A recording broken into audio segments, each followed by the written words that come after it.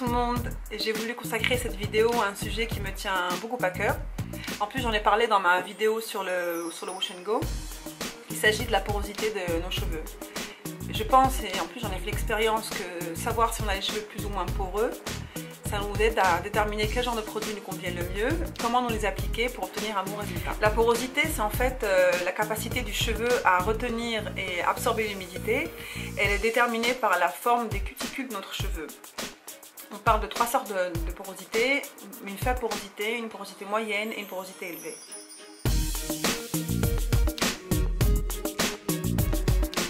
Comme on vient de le voir sur le schéma, quand la porosité du cheveu est normale, la cuticule est légèrement ouverte et ça permet aux cheveux de respirer et de s'hydrater de manière naturelle.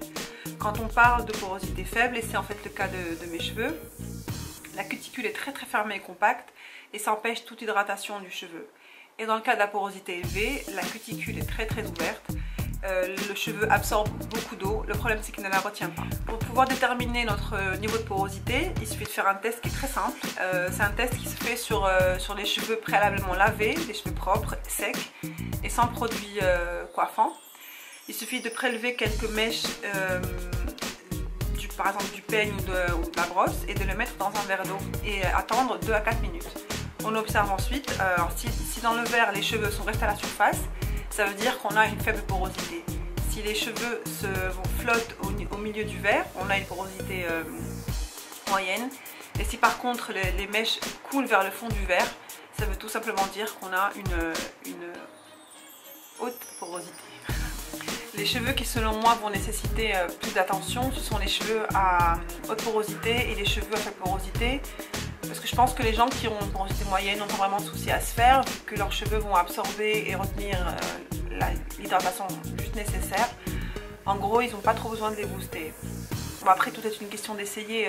Les produits et techniques qui marchent pour moi ne marchent pas forcément pour une autre personne. Mais bon, trouver le produit parfait, c'est possible. Il faut juste être patiente et ne pas hésiter à essayer plusieurs options. Pour les cheveux à faible porosité, pour les produits coiffants, ceux qu'on ne rince pas, qu'on se laisse dans les cheveux, optez pour des produits légers qui contiennent en majorité de l'eau et des composants comme l'huile d'olive, l'huile d'argan qui vont pas rester à la surface et pénétrer plus facilement. Évitez l'eau froide sous la douche. L'eau froide a tendance à fermer les écailles et va nous compliquer plus la tâche. Et pour la pose des masques, évitez les protéines comme l'œuf. Chaque fois que j'ai essayé, ça a été une catastrophe. L'œuf, les protéines, les produits comme le beurre de karité, le beurre de mangue, tout ça, ça marche pas du tout. Donc à éviter pour les masques. Et par contre, notre plus grand allié pour la pose des masques, c'est la chaleur. On peut utiliser plusieurs techniques. La technique de la serviette chaude, le sèche-cheveux, qu'on peut aussi utiliser pour aider les produits à pénétrer, ou bien un steamer. Le steamer, c'est un casque qui produit de la vapeur d'eau chaude. C'est super, c'est ce que j'utilise personnellement, et depuis que j'utilise ça, j'ai remarqué que mes cheveux ont beaucoup changé en mieux, bien évidemment. Contrairement à ce qu'on vient de voir, les gens qui ont une porosité élevée doivent et peuvent utiliser des produits contenant du beurre de karité, des protéines, des huiles lourdes comme l'huile de ricin, l'huile d'amande douce, l'huile de coco.